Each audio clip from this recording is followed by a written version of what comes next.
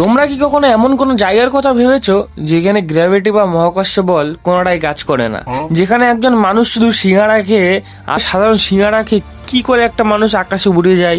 সিঙ্গাড়া তো আমরাও খাই কিন্তু কোনো কাজ করে না। এবার তারপরে যদি আমরা কথা বলি মিস্টার আমরা পাতলু এত রোগা কেন আমি আজও বুঝতে পারি না।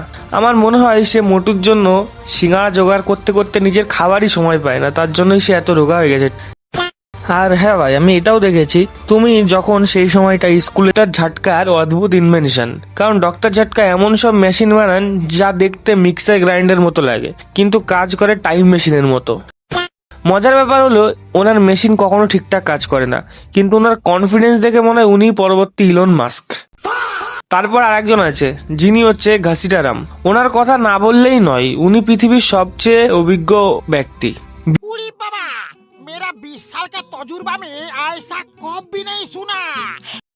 বিমান চালানো থেকে শুরু করে মহাকাশ গবেষণা সবকিছুতেই ওনার 20 বছরের তজুরবা আছে, কিন্তু রেজাল্ট সবসময় জিরো। ওনার জীবনের আসল তজুরবা মনে হয় শুধু মার খাওয়ার মধ্যেই সীমাবদ্ধ।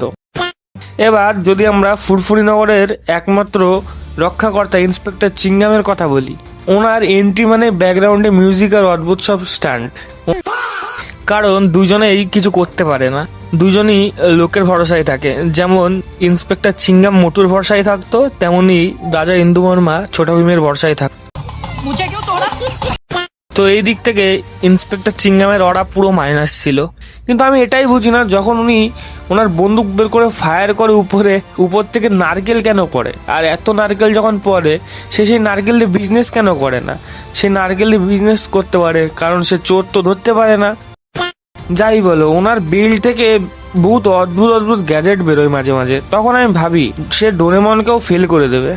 ভিলেন হিসেবে জন দা ডনের স্ট্রাগল দেখে ভাই আমার খুব কান্না পাই, কারণ জন যখন বলে জন কো পাকানা মুশকিলই নেই নামুমকিন হয়, তখন মোটু এসে ওকে লাথি মেরে বের করে দেয়। জন আসলে ডন হওয়ার যোগ্যই না, ও একজন ভালো কবি হতে পারতো। নাম্বার 2 আর নাম্বার 3 জনের চামচা, দুটোর বুদ্ধি তো আরো খতরনাক। তারা সবসময় জনের প্ল্যান নষ্ট করতেই জন্মেছে। তারপরে আমাদের এই ফুরফুরি নগরে একটা চায়ের দোকানও আছে, কিন্তু ওই চায়ের দোকানের ওই কাকুর নাম আমি আজ পর্যন্ত বুঝতে পারলাম না, ওই কাকুটার নাম কি। কিন্তু যাই মানে ফুরফুরি নগরে কোনোদিন কেন বৃষ্টি হয় না, আর দ্বিতীয়ত ওইখানে সবাই একই জামা কাপড় পরে কেন ঘুরে বেড়ায়। কিন্তু মোটু পাতলুতে লজিক থাকুক আর না থাকুক, মোটু পাতলু আমাদের শৈশবের একটা বড় অংশ। এদের বন্ধুত্ব আর ফুরফুরি নগরের পাগলামি আমাদের হাসাতে বাধ্য করেছে।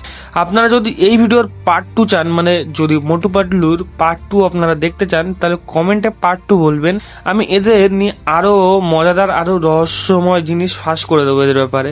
আর ভিডিওটা যদি ভালো লাগে তাহলে অবশ্যই লাইক করবেন, আর যদি ইচ্ছা হয় শেয়ারও করতে পারেন। তো দেখা হবে অন্য কোনো ভিডিওতে, আজকের জন্য এটুকুই, গুড বাই।